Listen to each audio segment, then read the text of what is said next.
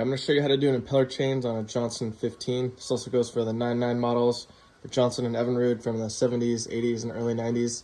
So to remove the lower unit, there's just 6 bolts holding it down, so I'm going to undo those. All right, so once you get those 6 bolts off, there's these 2 screws here, a top one and a bottom one. You just want to undo this top screw with a flathead screwdriver to drop the lower unit. And you want to make sure that your motor is in forward gear. It'll help when you put the lower unit back together just to line the drive shaft up. So once you remove this flathead bolt, the lower unit should drop. And you got access to your water pump impeller housing. There was 4 bolts holding this on. I've already undone that.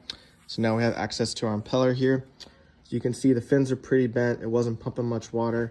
And if you look right here, there's that drift key, and you don't want to lose that. So here's the old impeller versus the new one here. And for that drift key, I usually just put like a little dab of grease just to hold it in place while I slide the new impeller on. So yeah, once you slid the impeller over that drift key, once it comes to your housing, slide that on and then twist the drive shaft clockwise to make sure the fins are all bent in the same direction. So I like to grease all these bolts on the water pump when I put them back in. Also grease the drive shaft. And there's also this little O-ring here too that slides on here that you don't want to forget as well.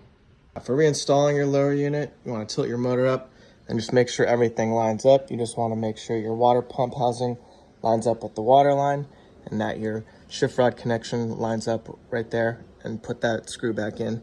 So once you got the lower unit back on, it's in reverse right now. We'll just make sure all the gears are working. So it's locked in reverse, put it to neutral, should spin freely. Now to forward, it's locked. So all 3 gears are working.